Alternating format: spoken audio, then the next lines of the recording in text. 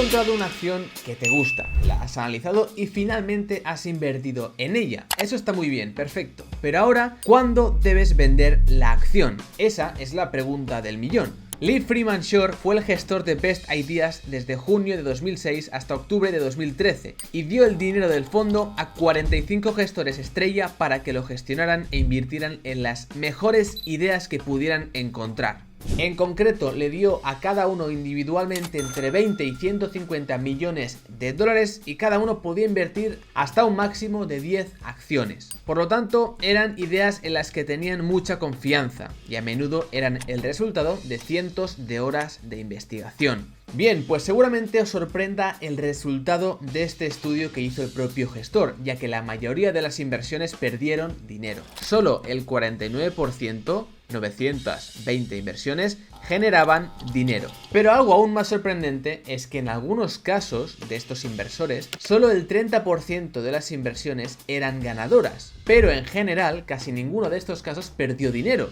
Claro, ¿cómo pueden acabar ganando dinero si la mayoría de las inversiones son erróneas, son negativas? Pues la respuesta reside en el objetivo de este vídeo, en la gestión de la cartera y en cuándo vender las acciones perdedoras y en cuándo vender las acciones ganadoras. Como dijo George Soros, lo importante no es si tienes razón o no, sino cuánto dinero ganas cuando tienes razón y cuánto pierdes cuando estás equivocado. Es por ello que en este vídeo vamos a ver algo esencial para cualquier inversor.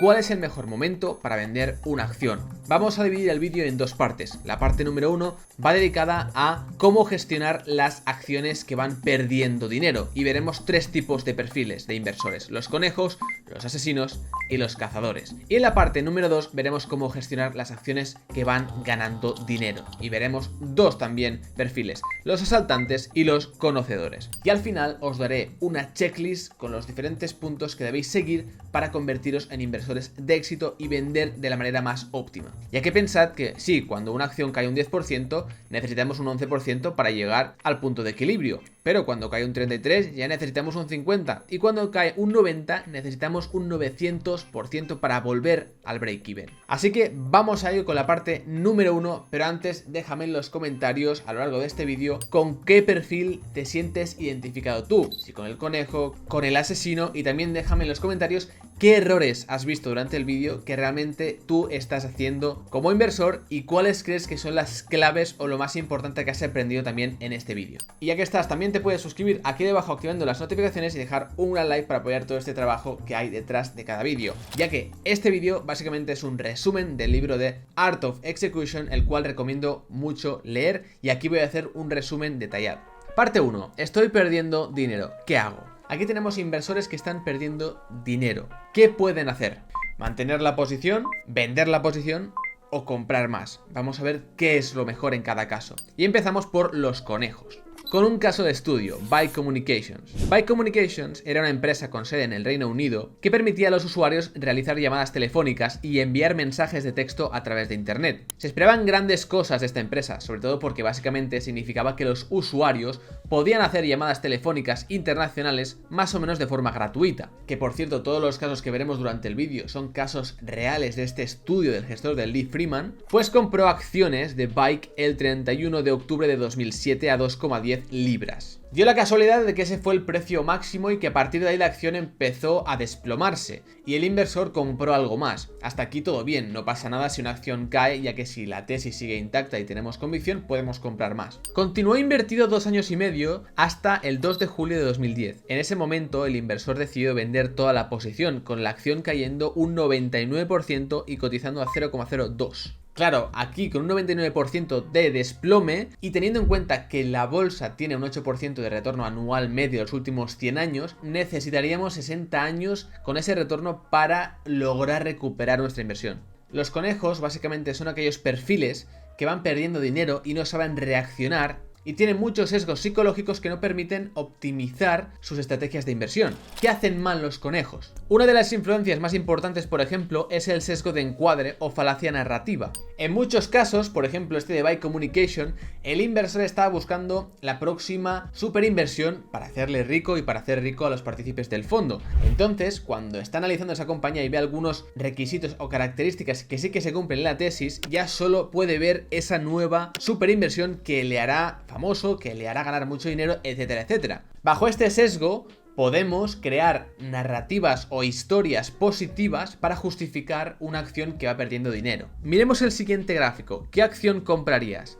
¿La de la izquierda, que va ganando, o la de la derecha, que va perdiendo? Obviamente compraríamos seguramente la de la izquierda, ya que tiene una tendencia bastante positiva. Podemos mirar más de cerca y ver que ambos gráficos corresponden a la misma acción. Simplemente es que el gráfico de la izquierda tiene zoom y por lo tanto vemos una tendencia alcista, cuando realmente forma parte del gráfico de la derecha, que está mucho más alejado. Y así podemos comprobar que donde veíamos una acción ganadora, realmente está dentro de una tendencia mucho más bajista.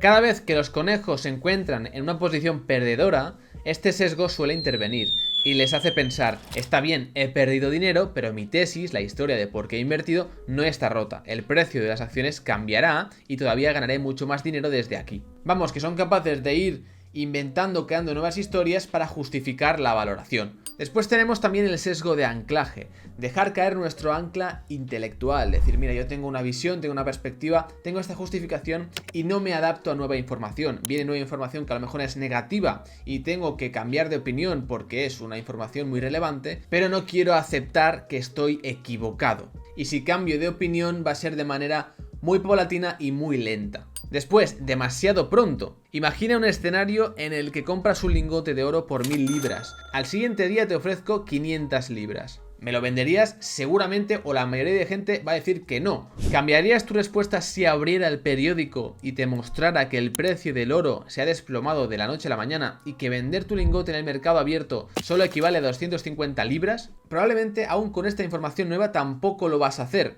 porque tú estás muy sesgado y anclado a tu precio inicial, a esos 1000 que encima pagaste ayer. Eso se conoce como el sesgo de dotación. Si te dijera cuál es el precio real de esa barra de oro, seguramente dirías 1000 porque es lo que pagaste tú. Esto nos dice que las grandes pérdidas a corto plazo son muy difíciles de digerir y de cortar, y que por lo tanto es mucho más fácil mantenerlas. Seguramente si pasaran 10 años y ya no te acordaras tanto de esos 1000 o ya no los tuvieras tan presentes, sí que venderías ese lingote por menor precio de manera más fácil. Y también tenemos la atracción de la multitud, y es que al final, si somos value investors, por ejemplo, o inversores en valor, como Benjamin Graham, el mentor de Warren Buffett, el propio Warren Buffett u otros grandes inversores, pues normalmente cuando tú tienes una tesis es contraria a la multitud. Por ejemplo, es una acción que hay mucho de 100 a 50 porque la gente está vendiendo mucho y hay mucho pánico, y tú dices: no, es que esta tesis es incorrecta y realmente tendrían que comprar, yo voy a comprar. Es difícil estar al otro lado y estar en contra de la multitud, porque te vas a quedar solo y si te equivocas posteriormente vas a quedar en ridículo. Y por eso también somos más reticentes a vender y a demostrar que también estábamos, como antes he comentado, equivocados. Y esto nos lleva también al ego, ya que en muchos casos los conejos estaban más interesados en tener razón que no en ganar dinero. Cada vez que un conejo defendía su inversión en pérdidas o perdedora, nunca iba a aceptar que su punto de vista estuviera equivocado. Pero es que hasta los más listos del planeta se pueden equivocar. Y encima es que si miramos los hallazgos de este estudio, sugieren que casi el 50% de las veces estamos equivocados. No es mi culpa. Los psicólogos conductuales tienen un término para cuando culpamos a otros o a factores externos por nuestras desgracias, pero nos atribuimos todo el mérito cuando las cosas van bien. Lo llaman sesgo de autoatribución. La información incorrecta. Cuando muchos de los conejos estaban en composiciones perdedoras, lo que hacían era decir: vale, voy a buscar más información a ver qué está pasando, pero realmente eso, aunque parezca positivo, es negativo, porque en muchos casos tenemos también sesgos y vamos a buscar aquella información que refuerce nuestras justificaciones y no aquella contraria, ya que en muchos casos, por ejemplo, iban a hablar con el analista que les recomendó aquella acción. Pues obviamente ese analista lo más probable es que te diga algo positivo que justifique tu posición. Muy grande para fallar. Después, a los conejos les costaba mucho más vender una posición grande que una pequeña. Los inversores con los que trabajó este estudio admitieron fácilmente que en sus fondos, algunos de los cuales tenían hasta 100 acciones, les era mucho más fácil vender una posición porque representaba solo el 1% del valor liquidativo total, por lo que si caían 40% solo representaba un 0,4% del total. Mientras que con el dinero que gestionaron para este fondo de ideas en el cual solo podían tener 10 posiciones, pues eran más reticentes a vender, ya que cada posición en promedio tenía el 10% del peso. En consecuencia, ahí si vendías en el mismo caso, ya significaba perder un 4% del total de los activos. Me corresponde una victoria. Los conejos suelen sufrir también de una dosis de falacia del jugador, en la que creemos que si perdemos muchas veces seguidas, luego nos va a tocar ganar, cuando eso realmente no es así, ya que la probabilidad sigue siendo la misma. Incluso cuando las probabilidades son de 50-50 como el lanzamiento de una moneda, un jugador engañado cree que las probabilidades cambian a su favor cuanto más tiempo permanece en el juego, mientras está en una racha de derrotas. Y ahora vamos a ver lo que los conejos realmente podrían haber hecho diferente para mejorar sus inversiones. Ten siempre un plan. Dadas las probabilidades y su ventaja, debemos saber exactamente qué vamos a hacer si la acción en la que estamos invirtiendo cae o sube un 20%, un 50%, etc. Ya que cuando nos enfrentamos, por ejemplo en este caso, a una pérdida dolorosa, acabamos por no hacer nada, esperando que el tiempo resuelva o ponga las cosas en su lugar. Vende o compra más. Como digo, en este estudio se demuestra que no hacer nada es algo bastante negativo para nuestras inversiones y sí que tenemos que actuar, ya sea en este caso cuando perdamos vendiendo la posición porque nos hemos equivocado o por cualquier cosa o comprando más, pero no quedarnos quietos. Todos deberíamos recordar las siguientes sabias palabras: es más fácil meterse en algo que salir. Ned Davis en su libro Being Right or Making Money, utilizando el índice Dow Jones de 1929 a 1998, demostró que la mayor parte de las pérdidas de los inversores en los mercados bajistas se producen en el último tercio de la caída. Esto sugiere de nuevo que cortar las pérdidas al principio, aunque sea más doloroso, es más efectivo que arrastrarlas, porque vemos que al final en los mercados bajistas los que más sufren son los que más aguantan o mantienen esas posiciones perdedoras. Buscar oposición. Cuando la gente pierde dinero, no quiere que le digan que está equivocada, quieren tranquilidad, del mismo modo que a veces la gente visita al médico para que le diga que todo está bien. Lo que realmente podemos hacer, que hemos visto antes que era un error cuando nos justificábamos con nueva información, de a lo mejor el analista que nos había recomendado esa acción, es buscar contrapartidas opuestas, opiniones que no justifican nuestra opinión y que encima nos hagan trabajar más para justificar la nuestra. Sé humilde.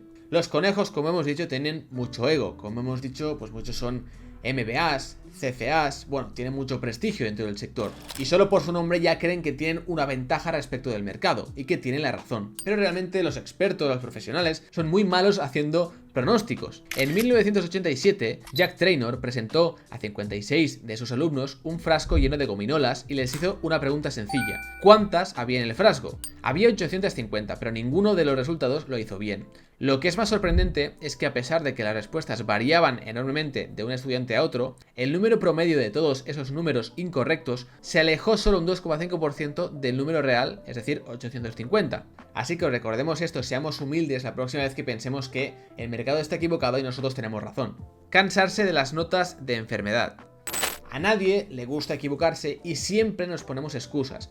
Así que antes de invertir, nos debemos familiarizar y aceptar que todas estas excusas no justifican nuestro mal retorno. Por ejemplo, si tan solo hubiera hecho esto, o habría tenido razón si no fuera por, o simplemente no ha sucedido todavía, etcétera, etcétera. Son todo excusas para justificar nuestras posiciones perdedoras. El análisis de las 946 inversiones que perdieron dinero en este estudio reveló que 19 inversiones, que representan solo el 2% del total de las malas compras, perdieron más del 80%. 131 perdieron más del 40%, y de estas 131, solo 21 produjeron retornos superiores al 100%. Y ninguna produjo los rendimientos suficientes para llegar al break-even o al punto de equilibrio. Vamos, que lo principal que hacen mal los conejos es no hacer nada cuando tienen posiciones perdedoras, cosa que sí que hacen los asesinos. La principal regla de Warren Buffett es nunca pierdas dinero. La regla 2 es nunca olvides la regla número 1. Y esto es claramente lo que hacen los asesinos, que actúan de manera muy eficiente,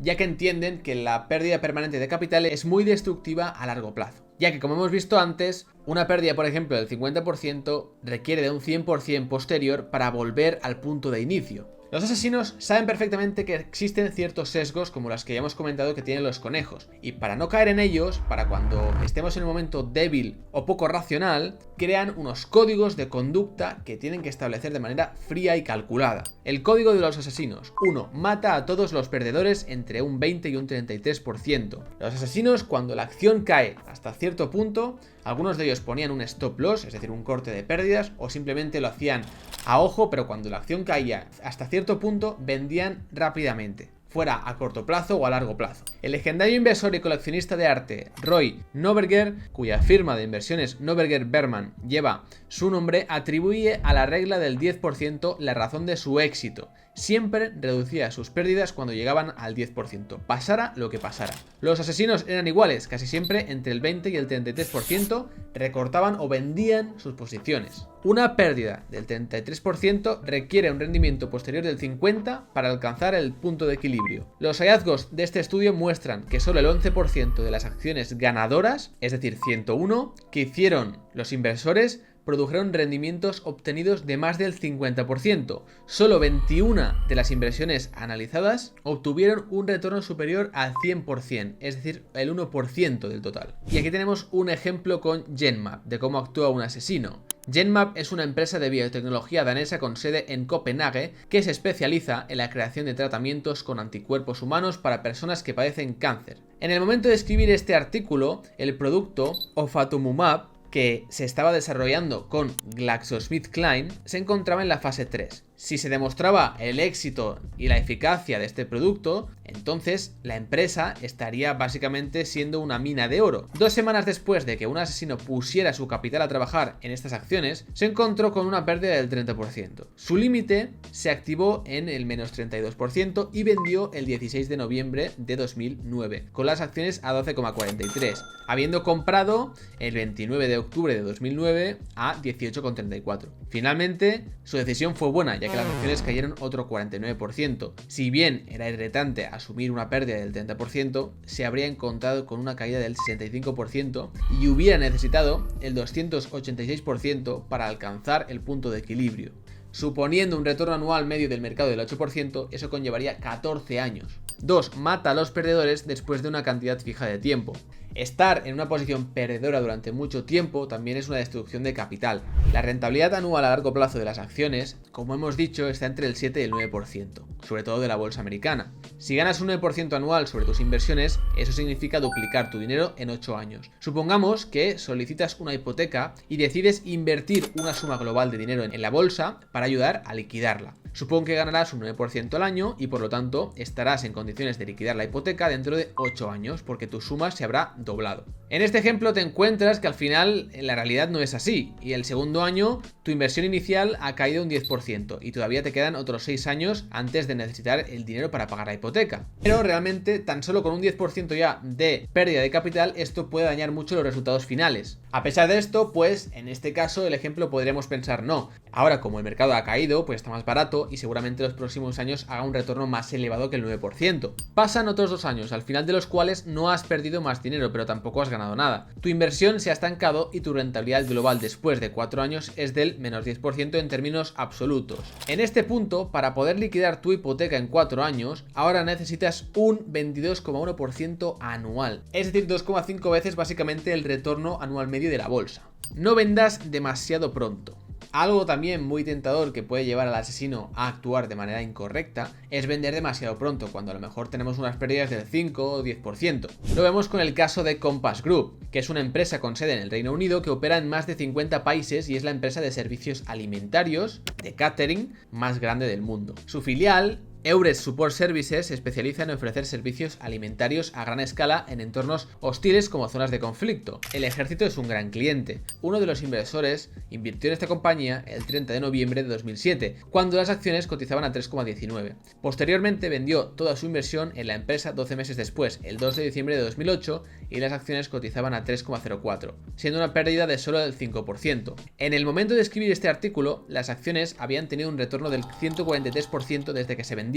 Claro, el mercado se recuperó y el inversor había vendido en el fondo, pero el retorno también fue mayor que el que generó el mercado posteriormente. Y aquí algunos datos. De las 1.866 inversiones realizadas por los principales inversores, 421, el 22%, se realizaron con una pérdida de hasta el 10% o menos. Y el gestor descubrió que 249, o el 59% de estas, ganaron dinero posteriormente. Ten cuidado con tu próxima inversión. Debemos tener cuidado porque también tenemos sesgos cuando hemos vendido una inversión perdedora, ya que ahora tenemos ese comportamiento de decir, vale, ahora voy a asumir más riesgos para compensar esa pérdida y obtener más beneficios y quedarme igual. Cuando esto realmente es hacernos trampas, ya que lo hemos comentado varias veces que hay una probabilidad y tenemos que ser lo más racionales y objetivos que podamos. Cuando estamos vendiendo una posición, estamos diciendo que ya no es buena idea mantener el dinero inmovilizado en esa acción, o dos, estamos diciendo que nuestro dinero podría estar mejor invertido en otro lugar, básicamente por el coste de oportunidad que existe. Y vistos los asesinos, que a diferencia de los asesinos también tienen sangre fría y actúan, pero no venden sino que compran más cuando es necesario. Vamos, lo que sería un value investor de toda la vida. Archer Solutions es una empresa noruega de servicios petroleros con sede en Oslo. Es un proveedor global de productos y servicios relacionados con la construcción, mantenimiento y operación de campos de petróleo y gas. Uno de los cazadores compró estas acciones el 14 de abril de 2008 a un precio inicial de 15,84 euros por acción. Pasó un año y medio y el precio de las acciones se había desplomado. El 28 de septiembre de 2009, el inversor aprovechó la oportunidad y compró muchas más acciones para reducir el precio medio a solo 7,61. El 28 de enero de 2010, vendió toda la participación en la empresa y las acciones cotizaban a 9,58 euros tras reconocer que su tesis original ya no era válida. Si no hubiera hecho nada, habría sufrido una pérdida del 40%. Sin embargo, al tener la convicción de comprar muchas más acciones cuando estaban en depresión, vendió la posición y obtuvo un beneficio del 24%. Vamos, que el cazador convirtió un perdedor en ganador. Einstein fue famoso por decir: el interés compuesto es la fuerza más poderosa del universo. Warren Buffett es el exponente más famoso de este enfoque. Invirtió el 42% de Berkshire Hathaway en American Express en el 74, porque pensaba que las posibilidades estaban escandalosamente a su favor y tenía una ventaja en su evaluación de cómo se comportaría el negocio las próximas décadas. Si estamos invertidos en un negocio, cae y la tesis no ha cambiado, la probabilidad de ganar es más elevada porque también el riesgo ha disminuido porque el precio es menor y puede ser una buena opción comprar más. Uno de los cazadores invirtió el 20% de los activos que gestionaba en acciones de Barclays cuando cotizaba a solo 55 peniques en 2009, después de haber sido golpeada durante la crisis financiera de 2008. Las acciones se recuperaron y ganó mucho dinero, pero aquí la clave es entender el riesgo de esa inversión y entender que si cae vamos a poder comprar más y aumentar nuestra posición. Los cazadores normalmente no eligen mitigar el riesgo teniendo una mayor diversificación con mayores acciones, sino que estudian muy bien las acciones que tienen aunque sean pocas. De esta forma mitigan el riesgo conociendo muy bien en lo que están invirtiendo y comprendiendo si esas situaciones son asimétricas o no. Me refiero con asimétricas a situaciones en las que podemos perder 1 pero podemos ganar 6. Como dijo Warren Buffett en su carta anual del 93, si eres un inversor experto, capaz de comprender la economía empresarial y encontrar entre 5 y 10 empresas con precios razonables que posean importantes ventajas competitivas a largo plazo, la diversificación convencional no tiene sentido para ti. Es probable que simplemente perjudique tus resultados y aumente tu riesgo. En estas tres tablas podemos ver un mismo ejemplo con los tres casos, el conejo, el asesino y el cazador, para ver cuál hubiera sido el resultado final. El conejo invierte $900 al principio y se queda sin hacer nada más. El asesino invierte también 900 al inicio y el cazador va invirtiendo cada vez más a medida que el precio cae. En este caso, como estamos viendo esta sección de cómo gestionar las pérdidas, pues la acción va cayendo. Podemos ver cómo el conejo no hace nada y acaba perdiendo y la acción pasa de 100 en 2011 a 90 en 2014, por lo que pierde $90. El asesino, sin embargo, vende en el 2012 porque la acción cae de 100 a 75, por lo tanto suenan las alarmas y vende su posición, por lo que pierde 225. Y el cazador, en este caso, va comprando más a medida que la acción cae de 100 a 75 y 50 y como luego sube a 90, es el que más gana porque ha comprado más abajo y tiene un precio medio no de 100 como los demás, sino de 69 y gana 270. Aquí os voy a dejar una tabla matrix de decisiones para que veáis las tres opciones del conejo, del asesino y del cazador cuando el precio de la acción sube, baja y se queda igual. Aquí cada uno tiene que hacer lo que le convenga en cada situación, pero por lo menos ya tenemos vistas y estudiadas las tres perspectivas. Y así pasamos a la segunda parte, que es algo más corta, que es: estoy ganando dinero, ¿qué hago? Es decir, las posiciones ganadoras, porque también se tienen que gestionar. Y aquí tenemos en el número 1 los asaltantes. Aquí el 70% de las veces los asaltantes estaban en lo cierto, o sea, ganaban dinero, vendían con beneficios. pero realmente no habían hecho ganar dinero al gestor. Básicamente porque estos ganadores falsos, podríamos decir, estaban vendiendo cuando la acción subía un poco. Por ejemplo, un 5, 10, 15% ya vendían, entonces tenían muchas ganadoras, pero poco beneficio. En total se vendieron 611 acciones, el 66% de todas las inversiones ganadoras, con un beneficio inferior al 20%. De estos, 370 o el 61% siguieron subiendo posteriormente, por lo que hubieran ganado más dinero si hubieran mantenido esas posiciones, es decir, mantenido los ganadores. Ahora, ¿por qué los inversores venden tan pronto? Primero porque se sienten bien. Cuando ganamos se produce testosterona y dopamina y estas hormonas nos hacen sentir bien, tan bueno que queremos hacerlo una y otra vez. Después, están aburridos. Al final, el hecho de no hacer nada es aburrido y nos hace sentir mal, porque no estamos como actuando, no estamos haciendo nada. Y en concreto, cuando tenemos una acción ganadora y vemos que cada día pues va subiendo un 1%, un 0,5%, va cayendo, está plana, no hacemos nada, pues queremos actividad y acabamos por cometer acciones incorrectas, cuando realmente lo mejor o lo más difícil es la paciencia y mantenernos aburridos. Después, por el miedo, la pérdida a corto plazo supera el placer de una ganancia a largo plazo. A este enfoque y al odio a perder lo llamaron aversión míope a la pérdida. Terrance Odean descubrió que las personas que compraban acciones por teléfono entre el 91 y el 96 superaban al mercado en un 2,4% anual. Sin embargo, cuando ya vino el trading online, obtuvieron un retorno inferior al mercado en un 3,5%. Y por último tenemos la razón de cortoplacismo. El propio autor del libro dice que su propio fondo es un buen ejemplo para este segmento, ya que si hubieras tomado una visión de 3 años de 2009 a 2011, habrías visto que este gestor era una superestrella. Pero si hubieras visto su actuación durante 2011, habrías dicho todo lo contrario. Entonces los flujos que experimentó el fondo del autor demostraron precisamente esto. Poco después de presentar grandes cifras de retorno esos 3 años, entraron más de 200 millones de capital por parte de inversores. Pero durante agosto de 2011 los clientes retiraron decenas de millones de dólares. Ahora, ¿por qué no deberías vender tan temprano? Por el valor de rareza. Básicamente, los mayores casos de éxito que podemos encontrar en el mundo de la inversión son casos en los que han ganado mucho en pocas inversiones, como el propio Warren Buffett, y aunque hayan perdido en muchas otras ocasiones, han perdido poco, es decir, inversiones asimétricas. Ganan mucho en pocas y pierden poco en muchas. Si se combina la necesidad de vender a los ganadores demasiado pronto con la combinación de vender a los perdedores, el resultado neto es perder mucho más dinero de lo que se gana. Efectivamente, se tiene un estilo de inversión que combina un importante riesgo a la baja con un potencial alcista muy pobre. En el estudio se muestra cómo el 42% de los beneficios se recogieron a 3 meses vista, el 61% de los beneficios se recogieron a 6 meses vista y solo el 2% a 3 años vista. El 68% de las veces los gestores de fondos obtuvieron ganancias cuando la acción había superado relativamente al índice de referencia en un 23%.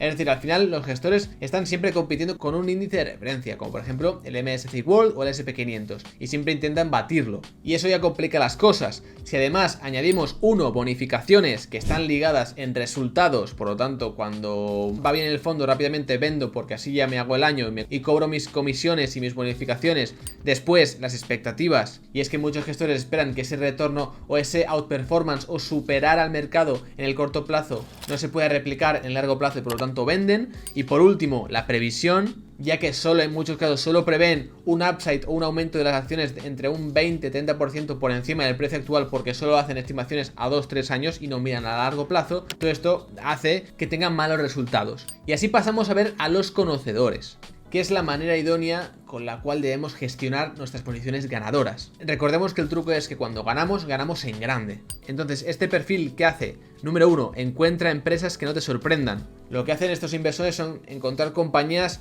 a muy largo plazo que vayan a resistir con un bajo valor terminal, que vayan a existir, que lo vayan a hacer bien y se fijan en que vayan aumentando sin noticias negativas o pocas noticias negativas o sin muchas sorpresas sus beneficios por acción, ya que al final el precio de una acción refleja si sus beneficios por acción van aumentando a lo largo del tiempo. Obviamente aquí también influye si compramos esas acciones, aunque sean buenas, a precios muy altos, ya que después si hay una compresión de múltiplo pues van a haber caídas grandes. Número 2, busca un gran potencial de crecimiento, y es que en muchos casos, como estamos diciendo ahora con los fondos, buscan potenciales del 20-30%. Aquí tenemos que buscar potenciales elevados, ganancias grandes. Es mejor invertir en pocas acciones pero con mayor potencial que en muchas y con un beneficio más limitado. Después, invierte en grande y enfocado.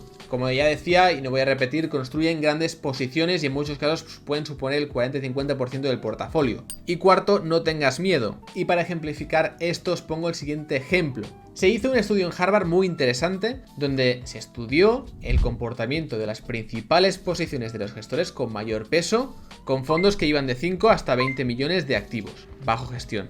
Se descubrió que la acción única de mayor convicción de cada gestor en conjunto superó al mercado, así como las otras acciones en las carteras de los gestores en aproximadamente un 1 hasta el 14%. Esto supone un asombroso 4-16% anual. Las 5 acciones principales de los gestores también superaron significativamente al mercado y las peores ideas de los gestores, con menor peso también, obtuvieron resultados inferiores a las mejores ideas. Por lo tanto, antes de enseñaros la checklist de los ganadores, a modo de resumen hemos visto que los conejos son básicamente lo peor que puede haber porque no hacen nada y mantienen sus posiciones, y lo mejor es actuar ya sea como los asesinos, cortando esas pérdidas ya que a largo plazo les beneficia, o como los cazadores, es decir, aumentando nuestras posiciones porque creemos que la tesis sigue intacta y que el precio ahora es más atractivo, pero lo importante es actuar, y después eso en base a las acciones perdedoras. Y en base a las acciones ganadoras, lo más importante que hemos visto es que los asaltantes no tienen una buena estrategia porque aunque ganan mucho, ganan poco, por lo que lo importante es ganar poco pero ganar mucho, y aunque perdamos mucho, perder poco, mantener las acciones ganadoras a largo plazo y tener una cartera focalizada, con convicción y con pesos que puedan ser elevados. Así que la checklist ganadora al final es solo las mejores ideas, los pesos importan, sé codicioso cuando vayas ganando y adáptate cuando pierdas. Espero que os haya gustado este vídeo, ya que yo no había visto ninguno igual o similar en el que se abordara cuándo vender una acción de manera tan completa. Espero que os haya gustado, que os haya servido, que hayáis aprendido algo. Dejadme en los comentarios qué opináis, qué tipo de inversores sois vosotros, si conejos, si habéis cometido errores, qué opináis del vídeo, de las características de los diferentes perfiles y del estudio. Recordad que os podéis suscribir aquí debajo activando las notificaciones y dejar también un like, que me ayuda mucho a seguir con mi trabajo, ya que lleva mucho trabajo resumir estos libros y estos vídeos. Y sin más, yo os dejo aquí un vídeo que os puede gustar si os ha gustado este, y un abrazo y un saludo a toda la comunidad. Nos vemos en el próximo vídeo.